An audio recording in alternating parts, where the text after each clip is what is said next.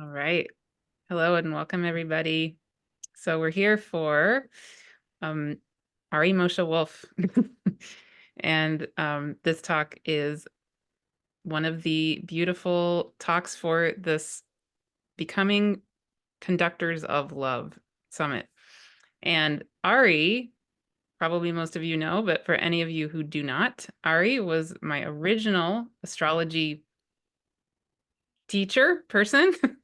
um, Everything that I do in my own work is absolutely based in what I learned from Ari and the Jeffrey Wolf Green, Ari Moshe Wolfe version of evolutionary astrology.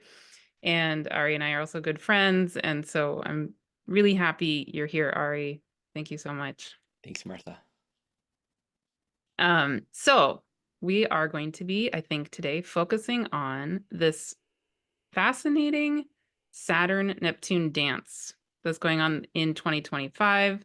Plus, there's so much that plays into that, but I think we're going to focus on that Saturn Neptune dance with the reality that both Saturn and Neptune in 2025 are going to be entering Aries for the first time, but then they go back into Pisces, and then they finally re-enter Aries in early 2026 and meet at 0 degrees of Aries on February 20th, 2026. Yeah.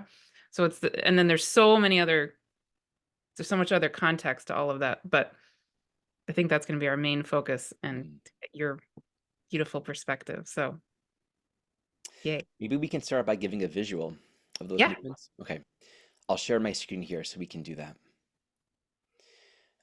Here's a look at April. This is, obviously at the time that this is being released, Neptune and the North Node have already crossed in Pisces. This is when Saturn joins the North Node. So, the North Node is a part of all of this. It's worth just noting. And it's getting more and more real, right? Saturn's getting closer and closer to Neptune. In July, as Martha mentioned, Saturn and Neptune both retrograde in Aries, but they don't meet. And I think that's really fascinating. Like all of 2025, Saturn's getting closer and closer to Neptune. They both cross that threshold into Aries, but they don't actually join. They both kind of stop and slow down. They are aware of each other, but then they go backwards together into Pisces, and they go direct towards the end of 2025. And it takes until February of 2026. It's like February 20th or so, where they actually enter into a new phase at 0 degrees Aries. So just really helpful to appreciate that we're solidly from this point on a whole year out from these planets entering into a new cycle. And then even in February, there's still going to be a separation. Like Saturn's still going to be conjunct Neptune, but just kind of moving beyond that phase in a completely new Aries ecosystem. So it's helpful to appreciate that what we're going to share here can also be understood as manifesting in various chapters. And I think it might be helpful first to just speak about the general nature of what does it mean for Saturn and Neptune to be coming together. Does that feel like a good starting point? Totally. Yeah. Okay, so I'll just get us started with that. I think it's really interesting, and I was contemplating this earlier today. Most people's lives, the structural reality of their lives, including like their economic situation, like how much money they have, um, the structural realities of their lives, just like what you do with your time, and the sort of the gravity and the bottom line of the world that you're living in. We don't find people going from, for example, being in extreme poverty overnight to a completely new structural reality of wealth and riches, and then they're sustaining that. And we know the story of people that often win the lottery. In statistically the majority number of cases, as I've learned, they'll kind of go through that phase of having a lot of wealth, but then eventually resort back to the reality that they were living in. And we know this for ourselves. If we have like certain habits or addictions, these things don't change overnight. It takes a lot of Saturn effort. And that's like a Saturn teaching. Like we are responsible for the structural realities of our lives. And we never go from A to Z like that. Saturn says, well, you got to do B, you got to do C. Oh, you got distracted. You got to come back to the alphabet. You got to keep on going. You got to keep on working it. And all conditioning, and thus all things that we're wanting to achieve, all goals, take place and develop in time and effort. And for something to become a habit, a thought habit, a way of responding to experience, conditioning our physical body, or actually like our financial situation and the income that's coming in and the things that we have, the relationships, everything to become a new habit, a new pattern requires consistent, ongoing effort. And so, in that is this archetype of self awareness, self reflection, self contemplation. Like we become very introspective with anything Saturn to sort of look upon the structural realities of our lives and ask ourselves the question, is this what I want? Is this where I want to go? How can I take responsibility to cultivate new habits, new patterns, right? And on the most like basic level, Saturn also corresponds to the roles that we each inhabit and the responsibilities that we each inhabit in life. So your professional role or being a part of a particular country where there are rules and regulations and taxes and red lights and green lights and stop signs and you get tickets for jaywalking, or if you're a parent, or attending meetings, or making sure if you're raising your kids, there's healthy boundaries so they don't cross the street or they get to bed on time. Like there are all these responsibilities that we each have relative to our unique soul program at the time that requires consistent effort to show up and actually embrace it. So this means we learn how to embrace limitations. We learn how to not have absolute freedom in the sense of I can do whatever I want, whenever I want, however I want, because then we don't get anywhere. There's an immaturity and there's a stifling quality that impedes upon the possibility of any meaningful growth. So maybe that's where I can stop and pause for a moment, just in introducing an essential quality of Saturn in general. And do you have anything you want to share that, or should I keep on going? I Nothing is immediately arising. I'm just, yeah, I'm thinking of my own way of feeling Saturn, which goes along with what you're saying, just as a like the inner elder, like the inner grandmother, grandfather energy, right? Yeah, Yeah, yeah, knows what's best for us and has that inner voice in our yeah, being. Hmm. beautiful. And that reminds me, there's a restful quality in Saturn. We can learn that as we're doing the work, but most prominently, we become more restful after we've done the work and we've, you train, you discipline, you create limitations, and it's hard at first. Creating new habits or achieving a goal means we're not letting ourselves entertain other habits and patterns. And so before something becomes a habit and becomes structured and integrated, it requires a lot of diligence. So like the elder archetype in its most beautiful sense can reflect someone who's done that work. Mm. So there's a sort of deep, more than any archetype, there's a deep rest. Um, that's why, like, being a parent is very hard, but being a grandparent is wonderful. There's sort of like this archetypal theme around that. You've done all this hard work, now you just get to enjoy the fruits Hmm. of your fruits. And there's it's just like it's a gem, it's a joy, it's a beauty. Um, I've never met a grandparent that doesn't feel that way about just getting to have grandchildren. Um, So there's a quality there and this wisdom of I've done this and I've done the work and I can rest and allow it. And when we leave this world, Saturn has a lot more to do with death in a physical sense than any other archetype. It's the parameters of this incarnation from birth till death and the work and what we're doing within the framework of the time that we have left. And when we've done our work, we've completed this life, we'll know what it feels like if we've used our time wisely. So, I start with this facet of Saturn because what I was thinking earlier relative to, we don't really see people change very much. Right? People don't evolve or grow into new forms, but we often do have these ideals or these expectations or hopes or wishes of what will happen. Like one day I'm going to make it big, or I'm going to have this kind of relationship, or I'm going to earn a lot of money, or I'm going to become this kind of creative, successful person.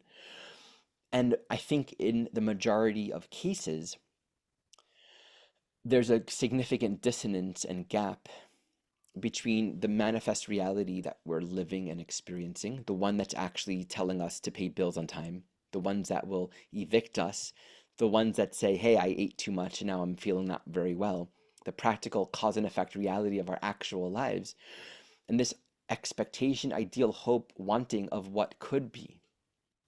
And sometimes I don't think we adequately allow ourselves to become humbled and disillusioned enough to recognize that there needs to be a bridge between these two. And it often feels so inaccessible that we just give up trying. And that's where we can live through other people's dreams or other people's successes and kind of just feel very, Neptune, small in the ocean of a life and a reality that's so much greater than us. Like, oh, I can't have the good shoes, or, I'm never going to be known. I'm never going to achieve these visions or this success. It just feels so inaccessible. And of course it feels inaccessible. There's nothing about Neptune in its essence that is tangible and reachable the way that I'm tangibly holding this cup of water. And if we try to make Neptune that, it dissolves and slips between our fingers. Neptune being so powerful, being ultimate reality, it is not Saturn. Saturn is that which is conditioned, that which takes form, that which has definition. And so what's tricky, and I think just beautiful and fascinating to contemplate also, for those on a spiritual path, or we're all wanting to grow spiritually, it's just amazing to recognize that the physical known reality that has definition, things that we can define and measure, that has fixed parameters, because it's tangible within time and space, because I can hold it and do something with it and define it and talk about it, it tends to seem a lot more real, a lot more absolute than the absolute, Mm. right? Whereas Neptune, by its very nature, being the truth, being reality, truth with a capital T, reality with a capital R, the love that we are, the source, like that which is inherently and fundamentally true, it is not by its nature conditioned or defined by any rules or laws. And because it is not conditioned, it is not trying to appear and make itself known as a particular object focus. There's a story that I've often given, and maybe some of your listeners have heard this, but I'm going to share it because it's arising now. There's a story that I think Bhagavan Das, I heard it from him, and maybe it was him who did this. So I'll just say it in this way. He walked into a monastery and he saw this monk meditating with this coconut. Have you heard this? Have you heard me share this? And this coconut is glowing. And he asked this monk, who is this deity? The coconut was painted, and who is this deity that you're praying to, referring to the coconut, because he saw this very tangible illumination around the coconut. And the monk just looked at the coconut and said, oh, this is just a coconut, and threw it against the wall. And I love that story because it reflects the idea that this divinity, the miraculous, the absolute, which is the absolute, can express itself. Like the light of infinity can poke through this facade of time, space, and make itself known through, as, within, anything, anyone, and anywhere at any time, when we orient toward the absolute prior first, without consideration to the physical. And that's where that coconut becomes holy. But then you shift back into coconut and it's a coconut. And this is where we can sort of toggle between the seeming rules of the world. And the rules of the world are not just like, gravity and typical nature, reality of cause and effect.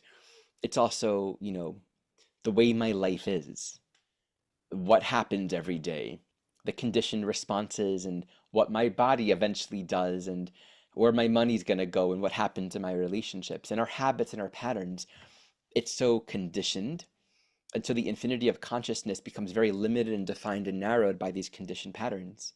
So we can just think of all of our life according to the rules of the world, but then all of that can just be suspended and fall away. Like light shining in the darkness, suddenly none of the shadows and the images and the parameters that we thought existed are even relevant anymore. Anything can happen with Neptune. There's nothing impossible. And when I say there's nothing impossible, that's my faith, that's my growing understanding. And it feels right because when I'm thinking about the absolute, that which is unconditioned by form, time, and space, how could I impose a limit? How can I bring Saturn to Neptune? You can't. In the sense that we can't try to define or put a box or a limit or give parameters to the absolute. But the opposite can be true. The absolute being the absolute can use everything of this world as a vehicle, as an instrument for its purposes. And so then coming back to this idea of, you know, how our life tends to be so fixed and defined. But I'm looking at the camera, so if you want to say something you wanted to say in there? I mean, I do have a thought, but I want you to be able to finish what you're Okay, saying. I might miss it, so if I just jump in there, because I tend to look at the camera while I'm teaching. So coming back to this idea of things that are defined and seemingly so crystallized and known, Neptune Saturn tells us that there is something much greater possible. There's a greatness and a beauty and a miraculousness to our lives, and let us not be so quick to discount it. Let us not be too quick to say, oh, it's not possible. This is just because we're always going to look at our lives according to the past, to the precedent of what's known. And then in our innocence, in our naivety, we think, well, I've tried, I had faith, I had devotion, I thought there was something meaningful and I trusted and it was just a flash in the pan and nothing can really change. Or I've given a lot of hope and meaning to this workshop that I took, this government that I believed in, or this politician that I voted for, all these different elements of life that I thought will bring hope and change and renewal. And I bought this expensive diet program and took this course to get rich. None of it worked. So we can lose hope in the possibility of redemption. We can lose hope in the possibility of something beautiful and meaningful emerging and taking hold in our life. And this Saturn Neptune says, one, it is possible, and two, it requires your efforts. And three, you're not the one that makes it happen, but four, it is co-creative. So I would love to expand upon all of those things. What is it you wanted to share? Well, yeah, I'm thinking about the reality that Saturn is and has been in Pisces, right? So we've Mm, just had this couple of years of that energy, which is similar-ish to Saturn Neptune coming together, but it's not the same. So I'm curious to kind of, yeah, hear from you. What's the contrast for you, and what has the Saturn Pisces energy been like for you, right. or what arises with that? Beautiful. I mean, of course, it first double emphasizes all of these core evolutionary themes. This Saturn Neptune is happening at the very end of Pisces, at the very beginning of Aries. So Saturn's culminating its time in Pisces to begin with, ruled by this Neptune. Mm. So Saturn in Pisces does correspond to all these archetypes. The fundamental work with Saturn in Pisces is disciplining Saturn, structuring our human lives with respect to what is meaningful. So let me, and this will bridge into the next thing that I want to say with Neptune. Let's offer two opposite expressions of this that I think will be very helpful for us to be able to understand in our own lives. We can have a situation where there's a lack of discernment, a lack of healthy boundaries, right? So no boundaries relative to Saturn in Pisces says anything goes. You wake up, you just do and think whatever happens. No particular habits or disciplines. You go with the flow. And if the end of the month comes and you don't have rent, you'll just do whatever you need to because the time is calling you to do it and you'll make it work, right? But there's no agency. It's a sort of a lack of alignment and just kind of going along with it. It very often that's kind of mistaken as trust, right?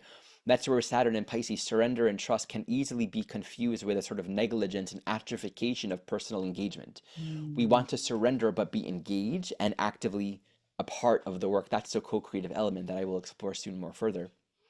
So with that lack of boundaries, it's also like having parents and they're just not giving you the rules. They're not teaching you how to live in this world in a good way. They won't hold your hand. And it can be very scary for a child when there aren't proper rules or consequences or boundaries. And so they can do whatever they want to do. And at the heart of every soul, we don't really want that. We want to know that this world is congruent and safe. And so that there's something or someone out there that's going to have our back because we don't know how to make the right choices. So we all, on a parent-child level, hope that the parents will hold these rules and these boundaries and these limits and teach healthy consequence so that the child can grow up and learn how to responsibly engage in this world. And so they can trust themselves. They can trust, I can navigate the world. I know how to create boundaries. I know how to limit myself. I know how to make sure I'm regulating my behavior and my thoughts and my actions and my food and my habits and aware of the traffic on the street. And so if we don't learn that, what we develop is an internal sense of anarchy. Like there's no meaning, there's no congruency, there's no ground, and there's no purpose. Existentially, if you think of Saturn and Pisces as kind of like the ultimate authority figure, like love and truth as our mother, father, we can lose any sense of faith or meaning or connection to there's anything meaningful in this world. And we look at all the bad things happening, bad people doing bad things, good people don't have good lives. And we think, yeah, it's all random. There's no meaning, or God is just like an immature, drunken father, and doesn't really give a shit. So that's one expression of Saturn in Pisces. We can develop a sort of nihilistic, what's the point attitude, and or also have this sort of negligent, I'm just going to do whatever I want and not take responsibility for my life or the effects of my actions. And obviously, we're not going to get anywhere. Maybe we don't want to get anywhere, but certainly no meaningful changes will happen. More likely than not, addictive patterns will take hold. Because if we're not discerning, consciousness, which by its nature is sort of infinite and unformed and unconditioned, will take on the conditioning that just happens. Walking through the street, sure, I'll try that. Oh, that tastes good. Or that feels good. Let me do more of that. Or scrolling, dopamine rush. We just develop these habits or these patterns that are the result of our consciousness just sort of gravitating towards whatever is easy and whatever happens. But that becomes a pattern. Now, the other extreme is the opposite. I've given the analogy before of living in a monastery. Think of a monastery as a place where there's a structure, there's a rule. Any institution is a Saturn thing, right? So it's an institution with rules. Everything has a time structure and a boundary around it. You wake up at 4, you wash, you meditate, you eat, you do your practices. Everything is structured and you exist within a very fixed and defined template. Now, ultimately, the purpose, the idea within all of this is to condition your life, your consciousness, your attention with respect to spiritual growth. So, what are you doing with your time? Well, you're not watching TV, you're not engaging in random chatter, you're not playing bridge or bingo, you're meditating, right? So there's a conditioning that and it's no different than if you're a bodybuilder. Every day, what you eat, when you wake up, how much you work out, where you work out, what kind of workout you do, everything is structured.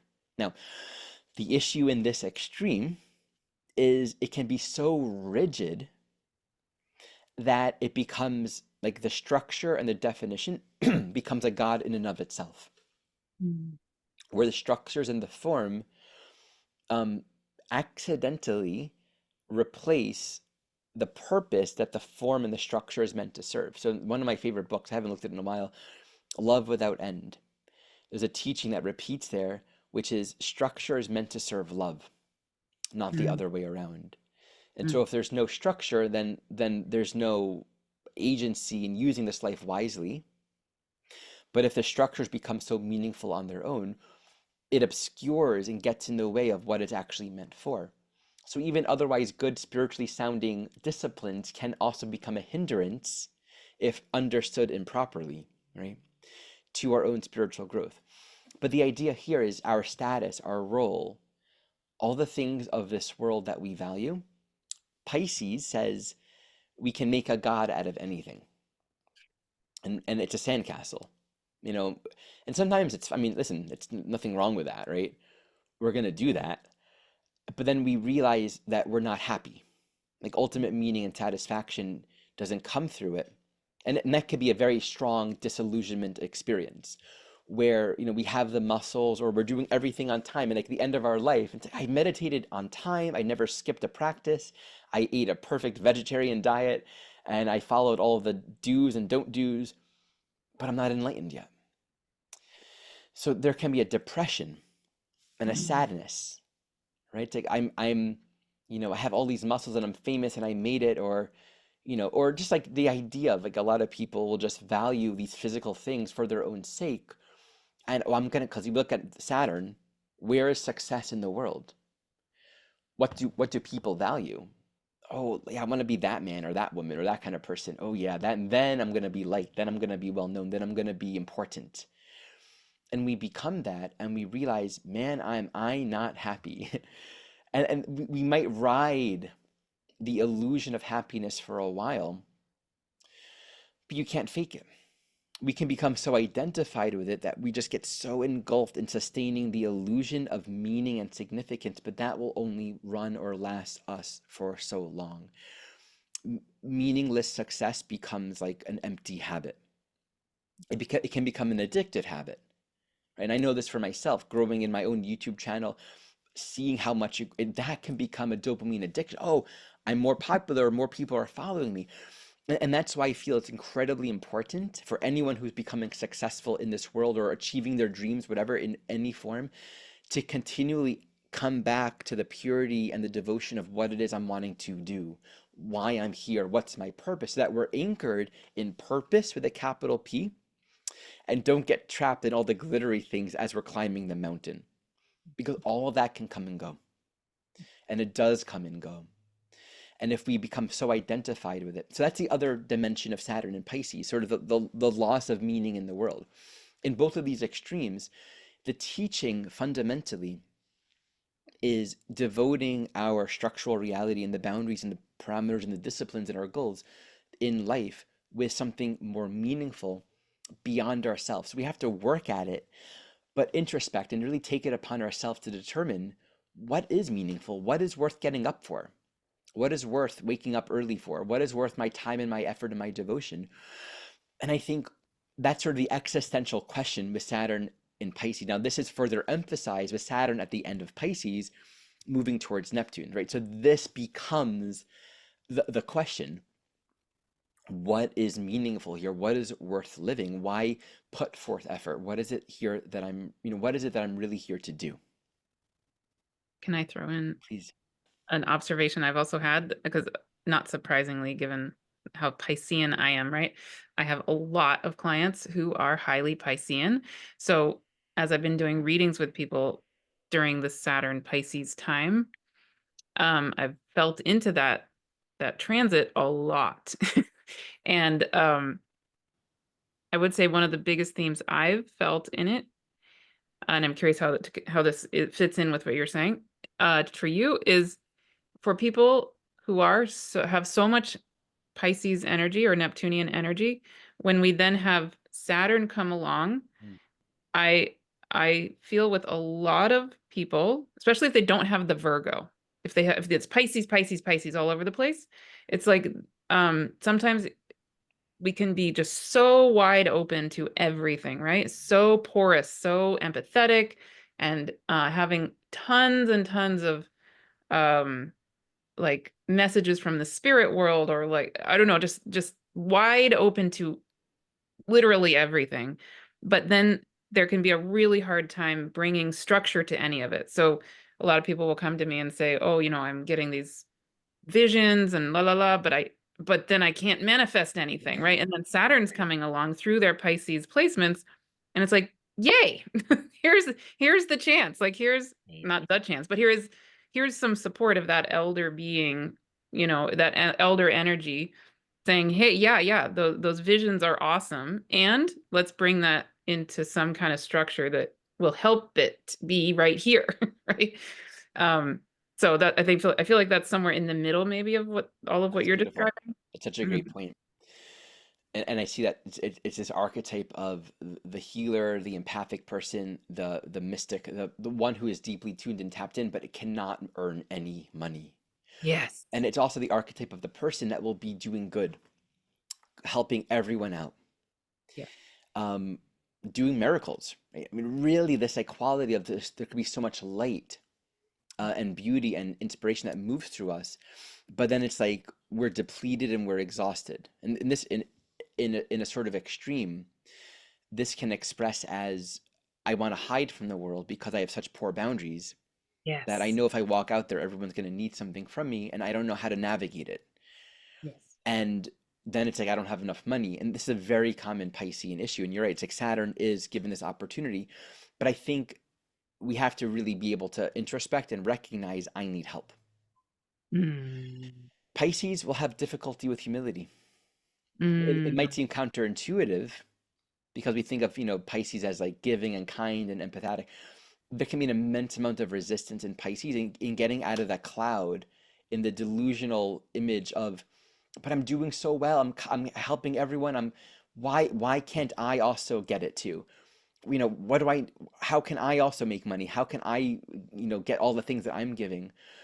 And the resistance is in taking responsibility for the efforts that we're putting in life. One of the hardest things often for the Pisces in general to archetype to embrace is discernment, and that's that Virgo polarity. And I have to have discernment. Spiritual discernment from a Piscean point of view is, you know, is this my role to be everyone's helper or healer? Yeah. Sometimes having boundaries or saying no or not being available or being able to say, hey, I'm not going to do this because I'm going to be do this is a really important thing. Again, without boundaries, we're not going to achieve anything. If anything that happens in our life is a call for our attention, we're always going to be interrupted. Whatever Mm. goal or project or spiritual aspiration that we're developing, it's always going to be interrupted if we don't claim for ourselves the permission to say no, the Exactly. permission to not be available. And I think we get to a point where we feel used, duped, taken advantage of like a martyr. And then Pisces, this is another not so well known dimension of Pisces. I'm glad we're bringing this up. Sadism. And Mm. I kid you not, it Mm. can be subtle and it can be extreme. Mm. Sadistic psychology within the Pisces archetype often occurs as a result of being used, duped, taken advantage of over and over and over and over again. Mm. I am no longer going to be a good person. And one can become numb and cold and just Oh. stop caring Mm. to the point where there's an active desire to just like cause suffering. It's an incredible thing to understand. The Virgo Pisces archetype polarity, both in their own right, correspond to masochism and sadism. It's very Mm. important if we can grasp that because this is what happens. We've lost such trust and then we feel fundamentally victimized by life. And the hard lesson with Saturn and Pisces is this is your responsibility. Being a Mm. good person, being naive, being indiscriminate, trusting everyone doesn't exempt you from suffering. Mm. And it doesn't exempt you from needing to do the work to actually develop some strength. So Saturn's strength, Pisces, is your immune system, your Yeah. ability to navigate this world and not get knocked around by it. Yeah. So we develop our spiritual immune system. We learn how to hold our light and our purpose and take a quality of agency and to claim the purpose and the meaning of our own personal life and then kind of move with a spine, right? Right. I know who I am and what I'm doing. Again, this can be one of the hardest things for Pisces to do. Yes. Can I just say, I just add in a sentence with that, which is the yes, exactly. And one way I've learned with my own Saturn transits, my own Pisces stuff right now, is really to get so clear, so discerning on precisely what is mine to do and what is not Beautiful. mine to do, right? Because again, as the Pisces being, for those of us like that, we feel like we need to save everything and help everything. And then, yeah, people cross our boundaries like crazy. And so, yes, over this past, what, year or two, I've had to learn nope and nope and nope and nope and nope and nope. Here's what I'm here to do. That's it. right? And it's this tiny little percentage, and then someone comes along and says, but why don't you also blah, blah, blah? And my body goes, nope, it's a hard no. And I just have to stop there, right? It's a no. Nope, I have to honor it. Such a beautiful teaching. And this Mm, brings us to Saturn Neptune because this is the bottom line. mm, Neptune wants us to bring in a higher love and consciousness into this world and to live the love that we are. And we have to, in a sense, simultaneously know how to let the world go by because the blind cannot lead the blind. The unhealed cannot heal. We can do as much as we think is good to help the world and save the world, but we'll die an exhausted being because we're never going to get there. There's a quote, I think, from Ramana Maharshi: your own self-realization is the greatest contribution you can render to society, something like that. mm. Seeking to know what creator, what love wants to do through us. There's a Jeffrey Wolfe Green quote, right? What is happiness? And the answer is earnestly desire to know what creator wants to do through you and do it. That is happiness. Yeah. And that means not doing other things, Yeah, right? exactly. There's a teaching in A Course in Miracles. Um, I will to do what you want me to do. And then there's some talk about that, and then it refines that a better phrase, and this is me doing my best to recall the phrasing, is I will only do that. Yes. Because Exactly. it's the duality between the things that we think are meaningful and valuable, the roles that we think we're supposed to play, that we told ourselves, and then the roles that want to be played through us. Mm, And so this is the co-creative element because we didn't make ourselves up. We didn't invent ourselves. We didn't create the soul. We didn't invent love. Love is what we are. We are the child of love, and we are also a creator along with love. mm, And we didn't make that whole thing up. It is, and it's a beautiful thing to learn and surrender and become a part of. But in that recognition, this isn't about us like emit it, making our own rules. It's surrendering to the rule, so to speak. And so the co-creative element is our will and God's will, so to speak, are actually one. And I mm, think the realization of that unity is really important because I want all of these things, but I guess I can't get it. And it's not like there's some kind of separation. We have to engage in the co-creative like a loving parent wants to give their children everything, right? But there are boundaries. No, you can't just have this right now. The child has to mature and develop the space or the availability or the readiness. If I give my child a really fancy knife before they've learned how to cut things with a plastic pretend knife, they will hurt themselves. We need to strengthen and build ourselves and grow into what we want to manifest and experience. We need to become aligned. Our own thinking, our own attention need to be in vibrational alignment with the life that we want to live. So if we want fill in the blank, whatever worldly thing we value, that's not wrong. That's not bad. We have to appreciate that the worldly things that we value are not going to bring ultimate meaning.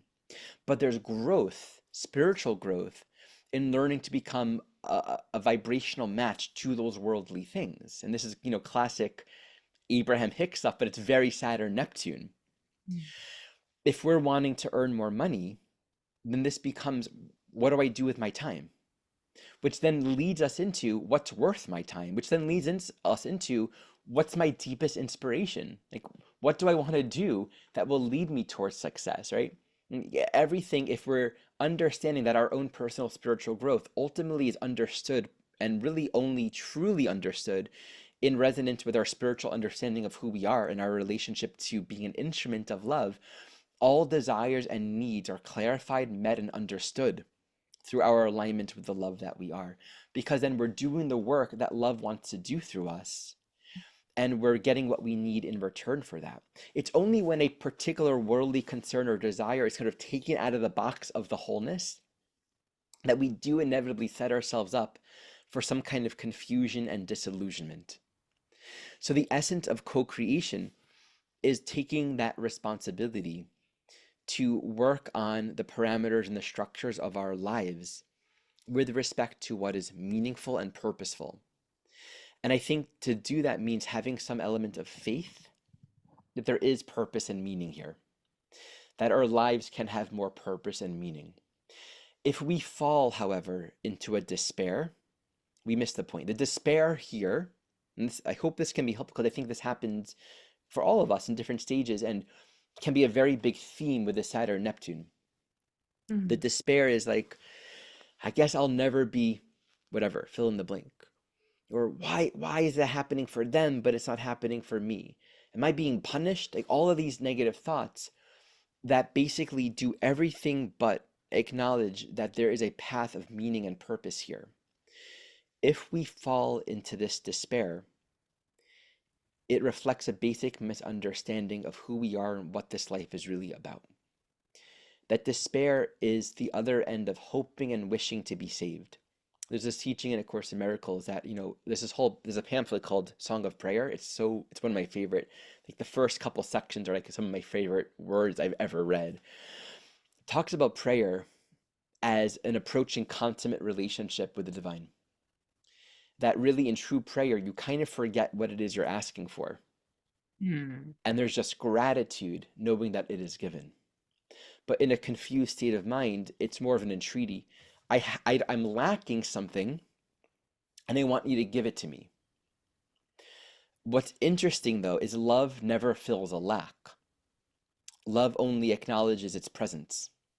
Mm. Like love's nature is to be what it is and always point us in 10,000 different ways back to its reality, back to what's true.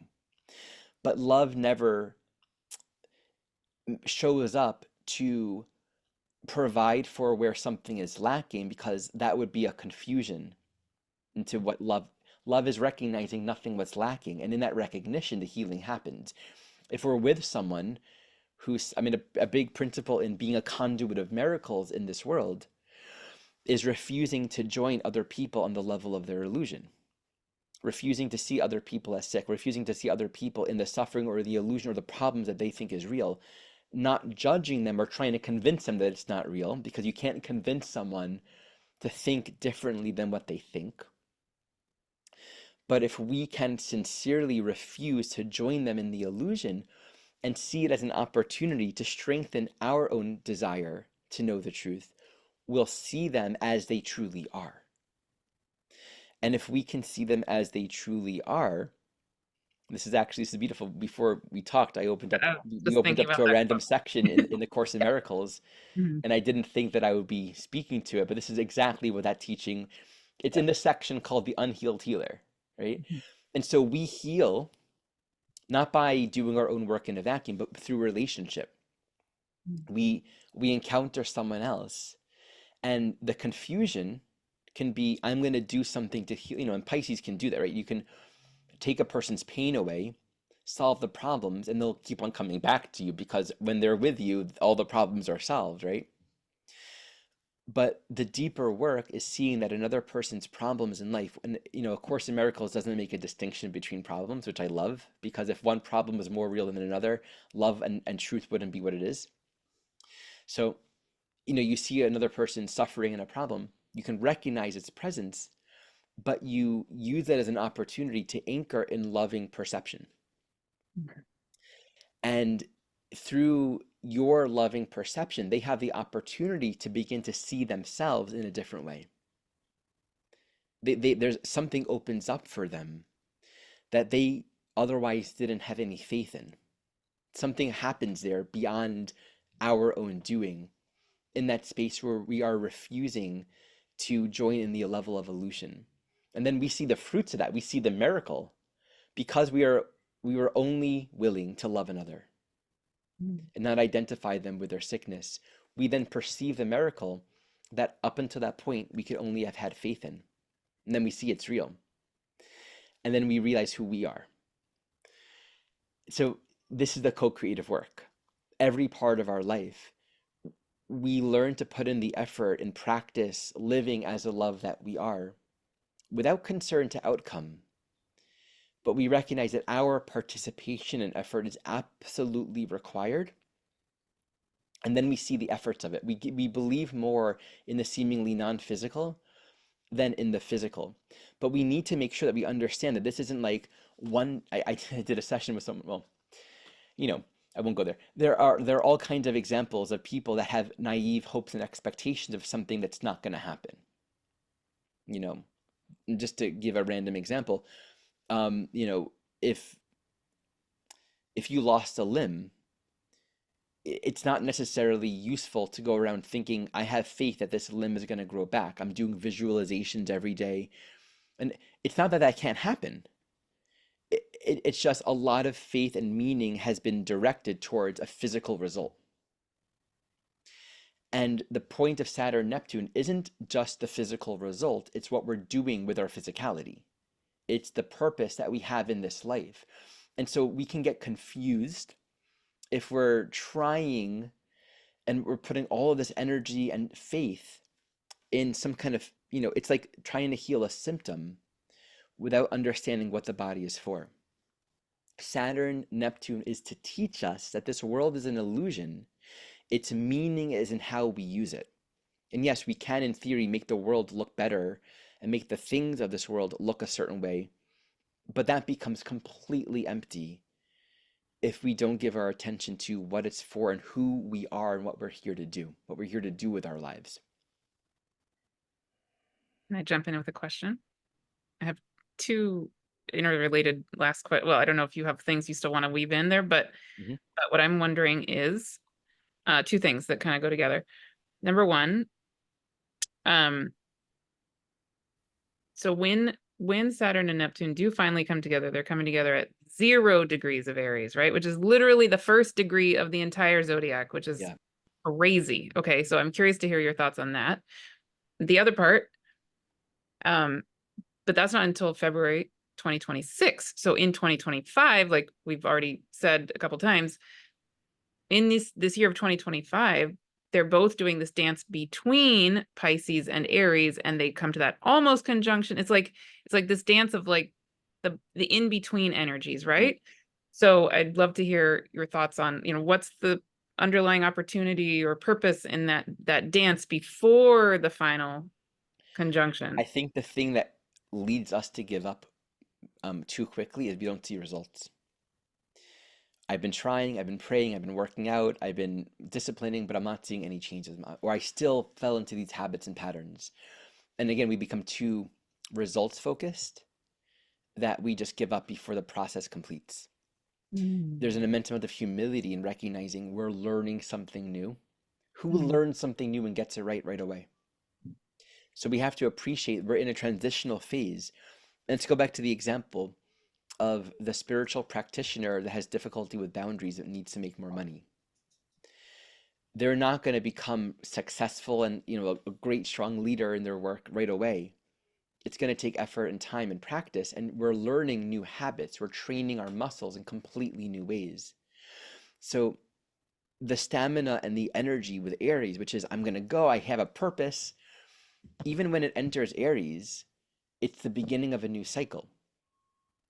And so that's going to take some time and effort and a sort of rawness. Like maybe we don't even know how to do what it is we're going to do. For many souls, this transitional time isn't going to be, this is what I'm here for. It can be one, I'm letting go of what I thought I was here for, and a lot of those learning is happening. It can be two, okay, I'm beginning to understand that in order to know, it's about seeing every part of my life as my schooling. Saturn, my curriculum is everywhere, and everything is to teach me who I am, and my purpose is everywhere I am. That's the teaching, right? If we become so focused on like a career, right? But everything is to teach me who I am. And that doesn't mean I don't have boundaries. It's like your purpose in life is being guided and being told you. And then everything is reflecting back to you where you are relative to who you truly are, who you think yourself to be. And so if we're struggling with too many phone calls and not enough time for ourselves, and that, you know, we may not even know what our purpose is, but that experience in life is going to be a part of our learning because we'll realize I'm not using my time right. And that'll inspire and trigger the devotion to want to do something differently with my time. That'll lead us towards who are people out there, Saturn role models that are really good with boundaries, right? Or what are some healers or teachers that are doing things that I'm interested in? Let me talk to them. Let me learn from them. Let me take this training program. Let me take this course. Let me do the different things that will help me actually become more of the person that I want to be, even though I don't quite know what I want to do with my time yet. Like everything's going to help us learn, is what I'm trying to say. And so we can't jump to like, got it now. Once that new cycle begins, and I just think it's amazing that, you know, they're joining Aries, but they're not quite going to conjunct until 2026. The way Aries works is it's raw and instinctive and it's unformed and it's not necessarily self-aware. So I don't even think we should expect a lot of clarity in terms of long-term vision until Saturn separates a lot more from Neptune, even, into 2027 or 2028. Honestly, there's a developmental process occurring now. We have to take the steps, Aries, to start moving, start going, try it, and fail. Building our immune system from Pisces to Aries is you are a little more resilient. You're a little more adult, a little more mature. The adolescent, immature attitude is, oh, it's too hard. I tried and didn't work out, or I don't really know how to work the internet, or I hurt myself after I lifted weights for the first time. I don't think it's my path. You know, to the 10,000 excuses for why we give up. The Aries maturation is, I'm going to keep on going. I know what I'm here to do. I don't necessarily have all the pieces, but I want to achieve it. I want to become a stronger soul. I want to live this life with purpose. And even if where I'm actually going has nothing to do with where I think I'm going right now, I'm going to keep on going because that will take me there, you know? Yeah. So I just think it's teaching us how to not give up on our lives relative to the greater disillusionment of, I think a big theme in particular right now with the Virgo Pisces axis and just the Saturn Neptune, a big theme is the disillusionment of our religious, spiritual, political leaders, where there's been a loss of hope and faith. You Mhm. know, it's like I can't trust them anyway. And so the positive side to that is really taking it upon ourselves to create the life and the vibration that we want to really establish and build that long term. On the other end of that, and this is interesting, more and more people will be turning towards a sort of populism, be it spiritual or political, right? Like a lot of people are going to become very radicalized to get really into fundamentalist forms of religion because Mm. it gives structure and ground and direction, and I can surrender to it just as much as we're like losing our hope and our faith in these more fundamentalist structures that are just too rigid or unethical. So I think for a lot of people, take the archetype of a very spiritual being who's not succeeding in their profession, but they're giving and they're giving and they're giving. You might find yourself becoming more conservative. Mm. Mm. You might find yourself joining a religion or a spiritual group or a practice or a discipline or taking a training program or adopting a lifestyle that's very rigid. Mm. And that's not bad because that might become an external structure that for a time is helpful in grounding and in anchoring discipline and learning how to, it's like I think about how Cat Stevens or Yusuf Islam moved from being famous, lots of sex, lots of women, substance abuse, and really felt like there was meaninglessness in his. He was a seeker at his heart, right? And that sense of meaninglessness, and he went to a mainstream religion, and to a lot of people that was very confusing. But I think, and I'm not thinking of his chart, but I'm just thinking as an example, there's beauty in that because there's something to trust. And I think many souls are sort of waiting for like the Messiah. And that can be someone or something to come from the sky and say, do this, go here. And I think sometimes we're waiting to give ourselves permission to have more limits. We're like Mm. waiting to like believe that we're deserving and worthy enough to have more boundaries and limits so we can actually say, oh, life gets to be simpler. I don't have to do that and that. I can just do this. Mm. And it's like pushing up against some part of ourselves that feels like that's unspiritual. And I think there's an immense amount of wisdom. That's why there's beauty in, following a path or a lineage or a teaching or a tradition for those that are called to it. it can teach us something through our trust in it, if it's an authentic trust, that just being wide open-ended wouldn't necessarily give us. So, that along with the dissolving of unnecessary and rigid structures can be a big part of what's happening. And as we move into Aries, more energy, right? Suddenly my time is less disposable. I'm grounded, I'm developing habits. I think this year, 2025, is the year to learn how to walk in the dark, to learn how to anchor in purpose and meaning. And even if we don't have the long-term vision, to develop the self-love and the self-permission, the self-responsibility. Let me take the moment to find the helpful words.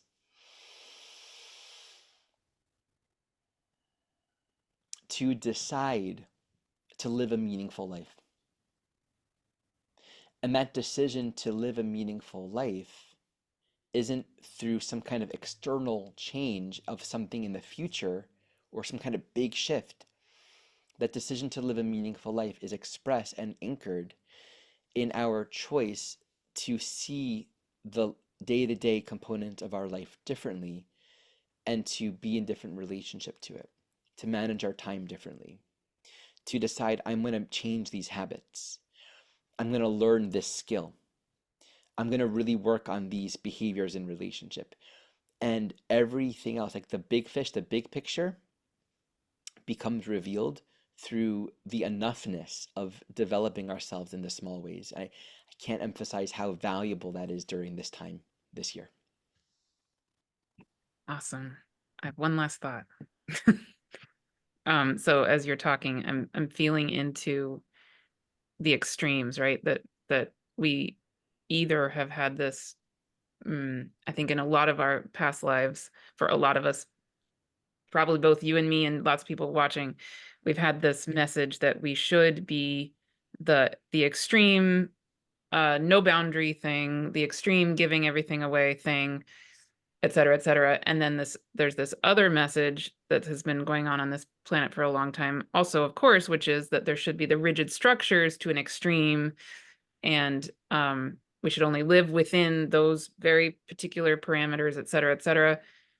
And so what's something I'm feeling as I'm hearing you talk, and I'm imagining that eventual Saturn Neptune coming together in the beginning of Aries, but also in 2025 as we're doing kind of the testing out of those energies, is this feeling, the feeling I'm getting in my body is, okay, I can give myself permission to not be the martyr, not give away everything, right? Like let go of those old patterns. Like I'm done with that. I don't need to do that. Um, and for me, again, Saturn for me, and the healthiest version is that elder being energy. So it's like what I come to as I'm hearing you in my own self, this can resonate or not resonate for people, but is to like feel and embody that inner elder being, Saturn of me, within the Neptunian devotion to the greater meaning of everything, right? And to let the two join together. Mm. Um,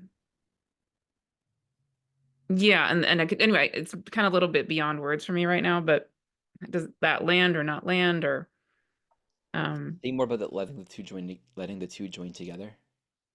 did you say more about that? Yeah. Yeah. Um, so again, I'm just thinking, I see this with so many clients, and I'm sure it's true for me. I know it's true for me. That in past lives we've had this messaging that we should, in a sense, be giving from an empty cup. Right. It's like you give to such an It's extreme it's that you, it's selfish to be holding back and to be, yeah, like the lack of boundaries being equated with selfishness is a right, really good one for us to look at.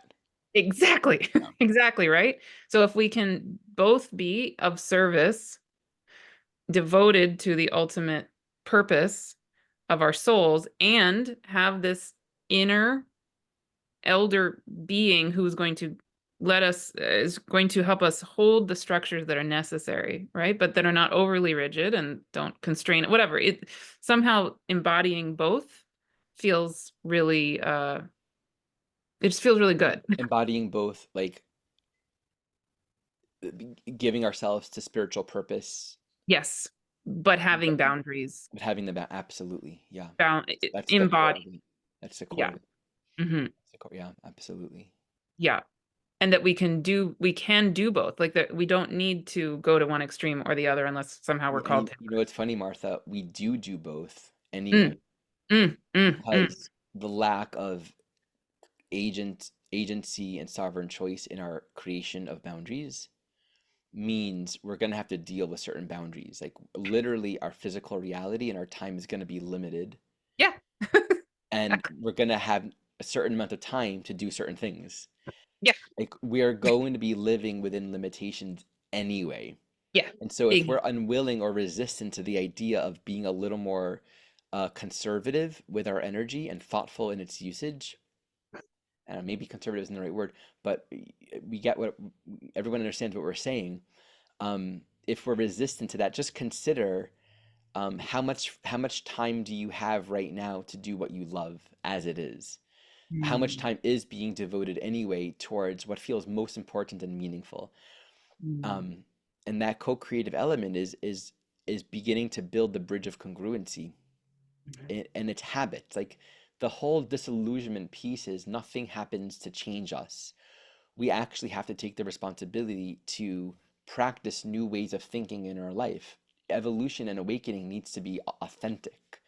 So we don't just stay in confusion and illusion, then suddenly we wake up. Like that would literally be like somehow rice will become kitchery. Like uncooked rice will become kitchery just by putting it on the stove. mhm. You actually got to put it in a pot with water and cook it and add spice, like literally. And you're not responsible for the alchemical process that occurs. You didn't invent that. Like you didn't invent, like this is the analogy. You didn't invent the laws of reality that make it into kitchery once you add all the ingredients, but you have to do the work. You have to add the ingredients, but you didn't invent the water. You didn't invent fire. You just got to like create the conditions for it to do its thing, Mhm, you know? mhm. Yeah, totally. Or another one for me is like we can work and work and work, but we need to sleep. Like literally our bodies need sleep. Eventually we will get so tired, we're gonna fall asleep, right? It's Yeah. like if we don't give ourselves what we need, we'll somehow. At the risk of speaking too much on this, but here's another beautiful thought: level confusion, right? Because we know I'm not a body anyway. Oh. Yeah. And I know this personally. I'm sure you've experienced this too. And we know stories of saints and who don't sleep. Right, right, They don't exactly. sleep and they don't age. And Yeah. so, and it's like they're the teaching, concern not for what you put in your body. Mm, Concern not for what you eat. Concern not with what you put on your, don't worry about those details. mm, That can become a point of confusion. If we then misapply it in a way, okay, then I can eat whatever I want to eat. But there's nothing in these teachings that say indulge in habits and patterns that make you feel like shit. Because if it does, then we're just going to be naively thinking, yeah, but it doesn't matter what I eat. And meanwhile, you have like you're pre-diabetic. But it's like disillusioned. But the body isn't. Like, the whole teaching is this world isn't real. The Yeah. body isn't real, sure. And I really think that's important, and that's like a deep part of this journey. Like the realization of that is real. There's nothing ambiguous about that. And yet, the journey in learning how to devote this world to meaning isn't by indulging and becoming irresponsible within the illusion, because then we're just going to continue to experience the karmic effects of the laws of this world. Right. I'll share this and I want to hear what you're going to say. We embracing limitations is a way of respecting the fact that we're not awake and working within the parameters of our existing nature of consciousness to grow and evolve. There's humility in literally, it's like telling a kid in ninth grade, um, you know, you should just go to college. Just skip this whole thing. You can Yeah. just go to college. Mm, You can, there are exams and books that are actually at a higher level. You can just do that. yeah. But it's true. But then they won't be able to apprehend it. They won't be able to integrate. And so it's continual failure. So Mhm. we have to allow for a spiritual maturation process, and we don't do that by denying the illusion. We do it by learning how to exist within it with respect to our spiritual growth. That's sort of the sweet center between indulging in the illusion and spiritually bypassing and denying it. Right. Yeah, and the thing is really my last thing Yeah. is so I'm just imagining also the Saturn coming up to Neptune, right? In this balsamic conjunction phase, right? So I'm thinking, okay, so I would guess that you would say this is true, that there would be maybe for a lot of us who have had many lifetimes where we're these spiritual be whatever, we're focused on that like kind of lifestyle, that maybe there's this letting go of the structures we've conceived of as being holy or Mm. the way or for many many many lifetimes, right? If we've had Right. these constructs, right, that we need to be the saint, we need to be the martyr, we need to, I could imagine that a lot of that falling away during this time. Absolutely. And that brings up the thought of in prior lives, we can say maybe you've experienced transcendence, not Mm. being, maybe not needing to sleep or eat, not being limited by these physical laws. But maybe in those lifetimes you were secluded in a monastery, literally away from the majority of the world. Now, your spiritual curriculum is to get stronger and actually learn how to become a bridge to integrate that level in the world, which Yeah. means you have to let yourself not be there. I can speak as a soul that pretty much resonates with these archetypes in general. Yes. Being Yes. a father of three, almost four, and a dog, and Mhm. just like living in this world, needing to make there's been such an ongoing adjustment for me on this journey of sometimes feeling further away from the miraculousness of like my early 20s, and things were like when I was like first beginning on this spiritual journey, miracles, I mean just amazing things, right? And there's a sort of mundanity day to day, but you don't want to bypass the responsibilities and elements of your life because it's not magical enough. Sometimes all of these sort of more mundane elements of our lives, things that can feel very stressful or demanding of our time and our energy, are to teach us how to apply better limits and boundaries. So they're actually creating a structural reality that can approach and hold more of the miraculous. But like my children like to listen to children's songs, Mhm. not necessarily like the cool spiritual music that I'm into. We have to just embrace and be humble about where we're at and where the timing and the flow of the journey is, and not try to think, being that this world itself doesn't have any inherent meaning in it on its own. We don't want to become spiritually materialistic and think a sign of my spiritual advancement is that all these, miraculous things are happening around me all the time, and the laws of time and space are constantly being bent. It's really more of, are we happy? Are we generating the energy of love and happiness that we can see and experience in this life? Are we cultivating a more loving dream in the world that we're living? That's doing the work in ninth grade, learning Yeah. to enjoy the curriculum and have really cool insights and grow and develop ourselves. And in time, we're gonna go where we're meant to go according to our purpose and our curriculum in this lifetime. But it's really important to appreciate that God is here now. Love is here now. We don't need a magical glowing coconut to believe in it and to experience it. Sometimes the deepest teaching is, without the evidence of it, learning to be it. And that's what this whole summit's about. I mean, that's what this is about. Being the love that we are, not looking for evidence or permission or something shifting to be that, and not judging the circumstances of our life. That's the teaching here. Mm. Beautiful, Ari. I'm getting chills. That's awesome. All right. So, okay, great. To ending things. Number one, I would love for you to talk about anything and everything you want people to know about you, where they can find you, what you want to invite people into, blah, blah, blah. All of that. Number two, if you want, if there's a way you want to close out with a prayer or a wish or something, go for that too. Beautiful.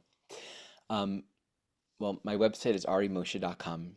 And this month, I know that I begin every March a training program. So by the time this is released, we're either about to or have just begun, probably with the orientation. So if you'd like to study this work, I teach evolutionary astrology as taught by Jeffrey Wolfe Green, internalize and express through my own ongoing journey and realization. We start now with the basics. So if you're completely new to astrology, or if you've been studying but you want to start from the very beginning with proper guidance from a soul perspective, check out the Essentials course. That's part one. Then later in the year, we go into chart interpretation work. And then for those that want to continue, we have more stuff happening in the second year of this work. So you can check all of that out, including various courses. This training program is available as a self-study. I have a whole retrograde series. I have a whole Planet Square in the Node series. And you can check out my YouTube channel, Heart and Soul Centered Astrology, where I regularly teach on the current planetary cycles. And I have a Pluto aspects playlist and just different playlists that highlight different planetary teachings that you might find helpful for yourself. Awesome. Yes. And I'll put all those links here. Great. Thank you. Yay. Do you want to close out with any particular? Sure, let's do this. Let's drop into a prayer together. Yeah.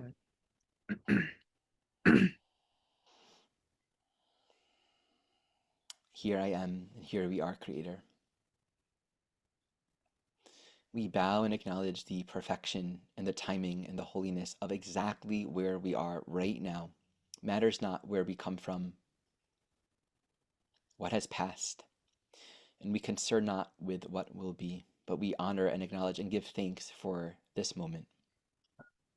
And it is in this moment that we redesignate and redevote our mind and our attention and our purpose to your will, in recognizing that our will is shared with your will, that there is no dissonance between us. We honor all facets of our life as a perfect template to continue to learn and to grow and to strengthen in our knowledge of who we are.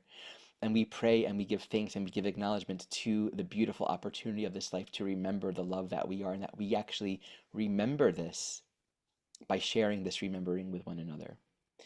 We remember this by remembering to see one another as the love that we are. And so we walk this path of forgiveness, letting our judgments go. And we give thanks to one another for who we are and for the precious opportunity to see who we are and to share in this recognition, to walk each other home and remind each other of what we are. And in this way, we are constantly here to remember the truth. And we give everything over in our life to your will, to your purpose, to live here as love, and to be instruments to anchor in a higher consciousness and to awaken ourselves along with the world. It is our honor and our deepest privilege and our birthright to be doing this work here and to be doing this together without doing anything about it other than our own choices, to be cultivating ourselves with greater discernment, purpose, and meaning, to practice returning to you.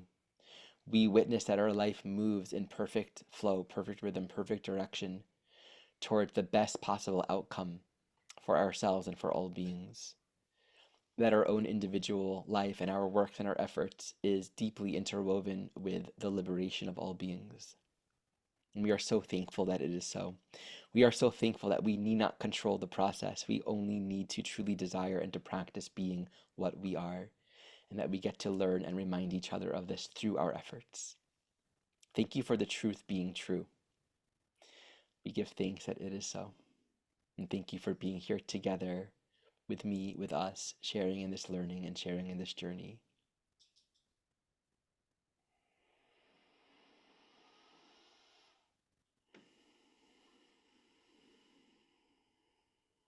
Thank you, Ari. It was wonderful. My heart is warm. Thanks, Martha. Thanks for having me. Appreciate it. And everybody watching, please comment and share and let us know what you're feeling about this in this video today. And yeah, be in touch. We'd love to hear from you. Thank you, Ari. Thank you.